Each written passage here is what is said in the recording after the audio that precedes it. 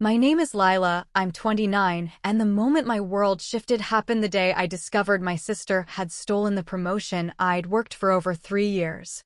I walked into the office that morning, expecting the congratulatory smiles, the handshake, maybe even a small toast from my manager. Instead, the room felt cold.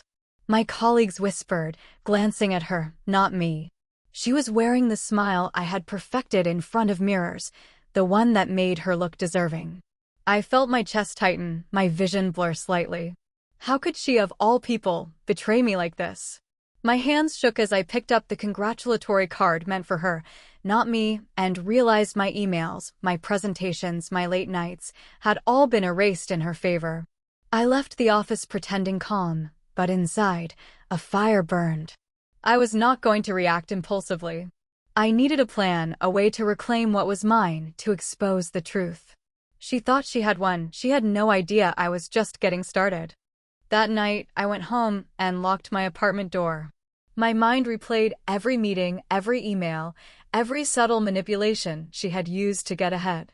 I opened my laptop and started documenting everything: dates, projects, contributions, even messages where my manager praised my work. I knew I needed evidence if I wanted to challenge her and prove my worth. Anger was bubbling, but I turned it into focus. I created spreadsheets, screenshots, and a timeline of my achievements. Then, I drafted a careful email to HR, outlining my accomplishments and politely requesting clarification on why the promotion had gone to her. I double-checked every sentence. I didn't want emotion, I wanted facts. Facts that could not be ignored. My heart raced as I hit send, knowing this would be the first step in reclaiming my career. Tonight, I wasn't just angry, I was strategizing. And I wouldn't stop until the truth came to light. The next morning, I arrived at the office earlier than usual. The hallway felt heavier, every step echoing in my chest. I could see her at her desk, smiling, oblivious to the storm I had started. HR called me into a meeting shortly after I logged in. My manager was there too, a mix of surprise and unease on his face.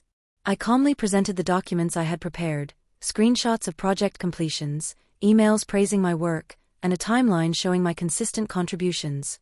I didn't yell or cry, I let the evidence speak. The HR manager flipped through the pages, his expression shifting from casual interest to concern. "We'll review this thoroughly," he said. I nodded, keeping my calm. Deep down, I knew the fight had just begun, but I also felt the thrill of finally standing my ground. For the first time that week, I felt powerful, not through anger, but through preparation, persistence, and undeniable proof. By midday, whispers started circulating around the office. Colleagues who had avoided eye contact before now glanced at me with curiosity. I kept my focus on my work, answering emails and attending meetings as usual, but every notification pinged like a heartbeat in my chest. Then, an unexpected email appeared in my inbox, from the HR director. The subject line read, "Regarding your submission." My hands trembled slightly as I clicked it open. The message was professional but firm. HR had reviewed my documentation and acknowledged discrepancies in the promotion process. They would be investigating further and promised to keep me updated. Relief washed over me, but I didn't celebrate yet. This was only the beginning. I leaned back in my chair, eyes scanning the office, feeling a mix of vindication and anticipation. For the first time in months, I knew my voice mattered, and that the truth could not be buried. Later that afternoon, my phone buzzed with a private message from a colleague I barely knew. The message was short but significant: "Saw what HR is reviewing. If you need support, I've got your back." My chest tightened, not from fear, but from a flicker of unexpected hope. All this time, I had believed I was alone in noticing the unfair treatment, but now there were allies, people who quietly understood the injustice. I typed a quick reply, thanking them, then returned to my desk. Each click, each document I opened, felt purposeful. I wasn't just surviving anymore, I was strategizing, documenting, and subtly gathering proof that would shield me from any retaliation. With every step, the narrative was changing. I could feel the momentum shifting. The invisible weight pressing down on me for months was lifting slightly. This wasn't about revenge for the sake of anger, it was about claiming justice in a system that had turned blind eyes for too long. And I was ready. By late afternoon, I noticed subtle changes in the office atmosphere. Managers who had previously ignored my input now paused when I spoke, their eyes tracking every word. I realized they had received preliminary reports from HR, but no one confirmed anything openly. The quiet tension felt like a charged wire, ready to spark. I took a deep breath and continued my work, intentionally leaving small hints of the evidence I had gathered visible on my screen. Each spreadsheet, each email thread, silently told the story of months of manipulation and favoritism. I wasn't seeking attention, just accountability.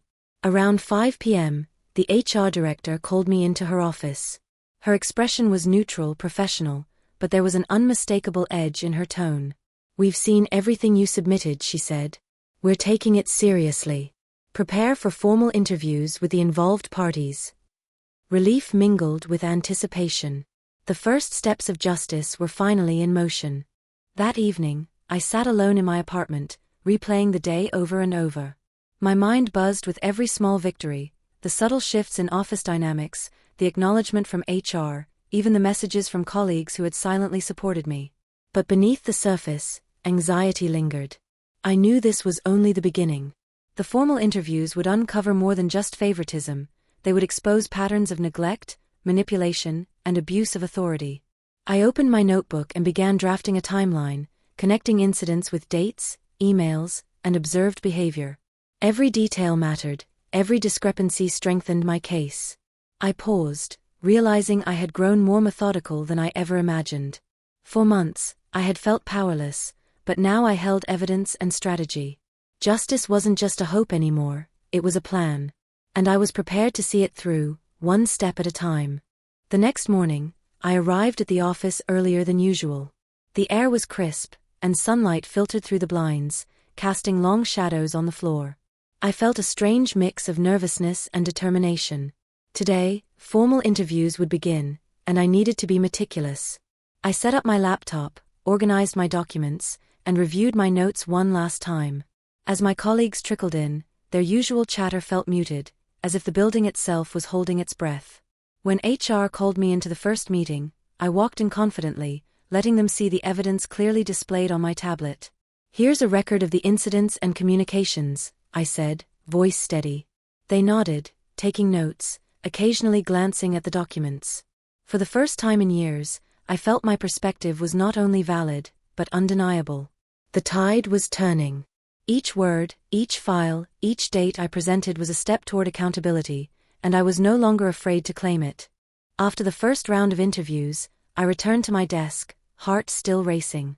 The HR manager had been professional but attentive, asking precise questions about dates, conversations, and any evidence I had.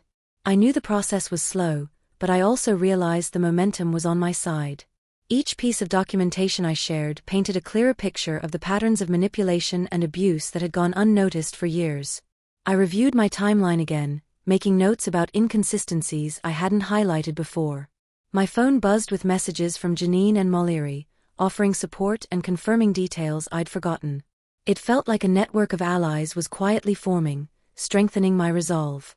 For the first time, I truly believed that accountability wasn't just a concept, it was tangible. And as I organized the folders on my desktop, I made a silent promise: I would not let anyone intimidate me into silence. Every action I took was deliberate, every detail mattered, and I was ready to see this through to the end. By mid-afternoon, I had received confirmation that the internal review was moving faster than expected. The credit union had begun flagging the suspicious accounts connected to my parents and relatives, and auditors were contacting Janine for clarifications. I felt a strange mix of relief and tension. Each call or email could either strengthen my case or reveal a new complication. I took a deep breath, opened a fresh document, and started drafting a concise summary for my attorney. Every detail, every timestamp, every communication mattered. I reminded myself that I was no longer the passive daughter of a controlling family. I was the orchestrator of truth, methodically documenting every irregularity. Outside, the city buzzed with normal life, oblivious to the quiet war unfolding inside my apartment. For the first time, the power dynamics felt balanced. No one could dismiss the evidence, no one could intimidate me, and I realized that real change didn't come from shouting, it came from meticulous action, persistence, and clarity. That evening, I decided to organize all the evidence I had collected into visual timelines and charts. Numbers and dates sprawled across spreadsheets, screenshots stacked neatly, every PDF named precisely for quick reference. It wasn't glamorous work, but it was empowering. Each connection I drew, from a mysterious loan to a forged signature, was a small victory, proof that my parents' carefully maintained facade was crumbling. I poured coffee into a mug and sat back, studying the web of transactions and emails. Janine's confirmations aligned perfectly with my notes, and Mallory's recollections filled in gaps I didn't even know existed. My apartment, usually a calm retreat, had transformed into a war room of evidence. And yet, amid the tension, I felt a strange satisfaction. For the first time, I wasn't reacting, I was controlling the narrative. Every keystroke, every note, every line of data reinforced that I was no longer powerless. This wasn't revenge in the traditional sense, it was justice, methodical and undeniable. By midnight, I realized the pattern extended further than I had imagined. Every small favor my mom claimed to do to help relatives had subtle costs attached. An unpaid bill here, a hidden signature there, quietly funneling money into accounts only she controlled. I cross-checked every document Janine sent me against my own credit history and the strange letters I'd ignored for months. The picture was undeniable. My parents' generosity was a guise, a carefully orchestrated system to keep everyone indebted, reliant, and unaware. I leaned back in my chair, exhaustion pressing against me, but the clarity was exhilarating. For the first time, I could see the full map, every hidden trail of manipulation laid bare. I made a mental note to contact my attorney in the morning and draft a formal plan to report each account. This wasn't about confrontation, it was about protection. I was documenting history, preserving proof, and reclaiming control of my life. No more silent suffering, no more being used as collateral. Tonight, I decided, I would no longer allow fear or family ties to blind me from the truth. Morning came, and I barely slept. My mind raced with plans and contingencies. I opened my laptop and began organizing every file, every screenshot, every email, into a chronological folder. I wanted a timeline so detailed that no one could deny the pattern. Each small act of control, every manipulation, every falsified signature, it all had to be documented clearly. I drafted notes for my attorney, carefully phrasing each point. I wanted the story to be undeniable, professional, and precise. This wasn't revenge in the emotional sense, it was justice. For the first time in my life, I felt empowered. I had a roadmap to reclaim my financial autonomy, to expose the hidden manipulations, and to protect others who might fall into the same trap. As the sun rose, I realized that clarity had replaced anger. My parents' facade was cracking, and I was ready to shine a light on every shadow they had hidden behind. By mid-morning, I had started reaching out to professionals quietly. I contacted a consumer rights lawyer who specialized in financial abuse. I explained the situation calmly, sending summaries, screenshots, and the organized timeline. I didn't need drama, I needed accountability. Meanwhile, I double-checked my credit reports, confirming that no new suspicious accounts had been opened overnight. Every small detail mattered. I created a secure folder with encrypted backups. Nothing could be lost or altered. My hand shook slightly, but it wasn't fear, it was anticipation. I felt the weight of years of control lifting as I prepared to confront reality with evidence, not anger. Each file, each note, was a piece of armor. I realized that reclaiming my identity wouldn't just protect me, it could protect others who might unknowingly fall victim to similar schemes. This wasn't just about my family anymore, it was about exposing patterns of abuse hidden in plain sight. Late morning, my phone buzzed with a message from Janine. She had collected more documents, emails, loan statements, receipts, and wanted me to review them together. I opened a secure video call, careful that our conversation was private. We started matching dates, amounts, and signatures, piecing together the web of transactions that had been hidden from me. Each discovery made my stomach tighten, but also strengthened my resolve. I realized this wasn't just a few mistakes, it was a deliberate pattern. With every document, my confidence grew. I wasn't powerless, I was preparing a meticulous case that could stand in court. Even though my hands occasionally shook with stress, I knew I was finally reclaiming control. This was a slow, deliberate dismantling of years of manipulation, and for the first time, I felt the balance of power shift in my favor. I made notes of each finding, labeling them clearly, so no detail could be overlooked. By noon, I felt a strange mix of exhaustion and determination. Janine and I had spent hours dissecting every email and receipt. Each pattern revealed the extent of my mother's manipulations, from minor favors that gradually became control to blatant misuse of signatures on loans. I paused, leaning back in my chair, letting it all sink in. This was the moment where fear met clarity. I realized that documenting every detail meticulously was my weapon. I drafted a master timeline, marking every incident, every dollar, every signature that had been forged or misused. It was painstaking, but necessary. Each entry reminded me of my power, of my right to stand up, to confront the abuse, and to protect myself legally. For the first time in years, I felt a quiet, simmering confidence. I wasn't reacting emotionally, I was building an unshakable case, brick by brick, against years of deception and control. That evening, I sat at my kitchen table, surrounded by the files and screenshots Uncle Mark had shared. Each document told a fragment of the same story: unauthorized transactions, forged signatures, and subtle manipulations over years. I started creating a timeline, marking dates, amounts, and parties involved. The pattern was painfully clear, like a map of calculated control. My anger simmered, but I focused on strategy over emotion. I drafted notes for my lawyer, summarizing each piece of evidence in precise language. I knew that presenting facts logically and chronologically would be far more powerful than reacting impulsively. Every incident, every small act of betrayal, strengthened my understanding. I wasn't just seeking revenge, I was reclaiming my autonomy, protecting my identity, and exposing the truth. For the first time, I felt a strange mix of empowerment and responsibility. This wasn't personal vendetta, this was justice, meticulously built, step by step. I closed my laptop for the night, mentally preparing for the work ahead, knowing that patience and precision were my strongest allies. Late that afternoon, I received a message from an unknown number. It was a photo of my childhood room, my sanctuary turned surveillance hub, filled with reminders of control and silent judgment. My heart raced, but I didn't panic. I texted back cautiously, asking who it was. The reply came instantly: "It's Uncle Mark. I've been keeping an eye on what's happening, and I think you're doing the right thing." Relief and suspicion collided.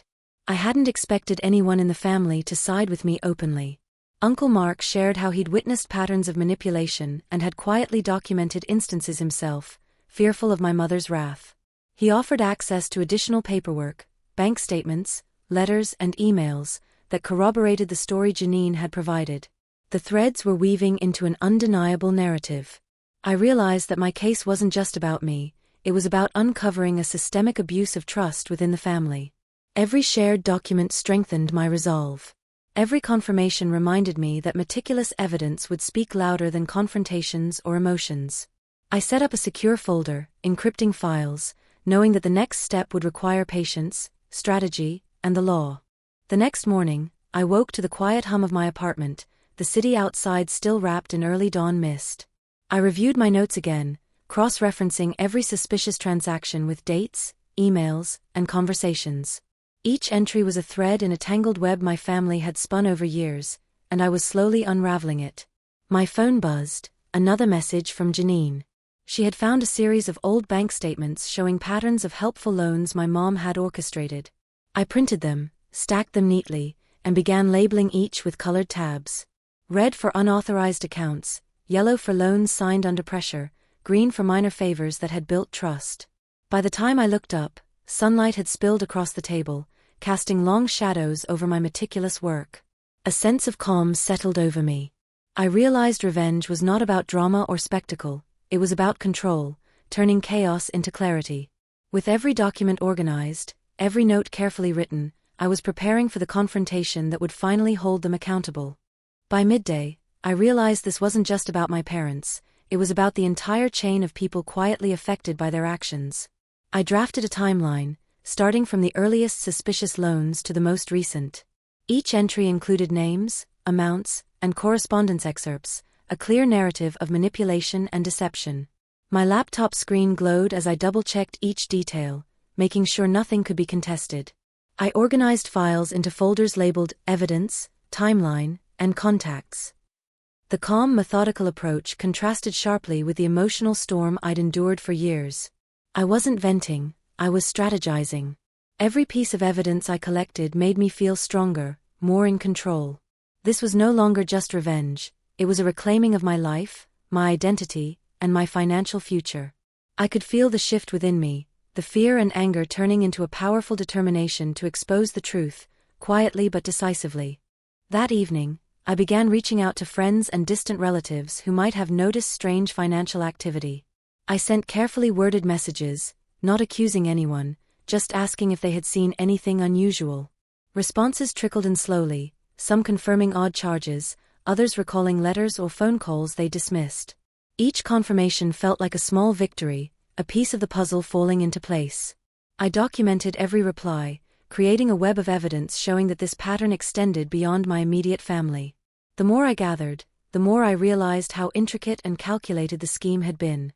My parents had relied on silence and intimidation, but the truth was already surfacing. I paused to breathe, feeling a strange mix of relief and tension. I was still standing, still in control, and the world I thought was stable was starting to crumble under its own weight. The next morning, I reviewed the documents I had collected the night before. Every email, screenshot, and letter was meticulously organized into folders, each labeled with dates and names. I could see patterns forming, certain accounts, repeated approvals, and suspicious timing that aligned perfectly with major family milestones. My hands shook slightly as I realized how far this manipulation went. It wasn't just about me or Janine, my parents had been quietly exploiting multiple relatives for years. I made a decision, I would continue gathering proof, step by step, until the full extent of their actions could no longer be ignored. The anger that had fueled me the first week had transformed into focused determination.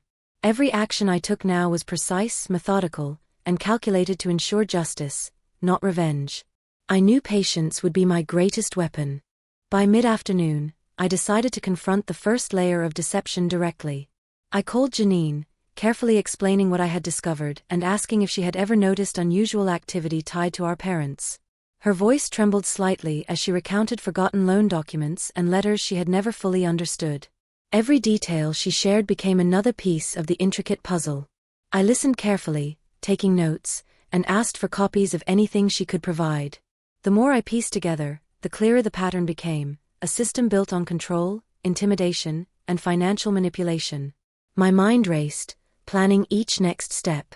I wasn't acting impulsively anymore. Every call, every email, and every document was another calculated move toward exposing the truth. I felt a sense of clarity for the first time in weeks. I was no longer a passive victim, I was an active investigator. That evening, I sat at my kitchen table surrounded by open folders and scattered notes.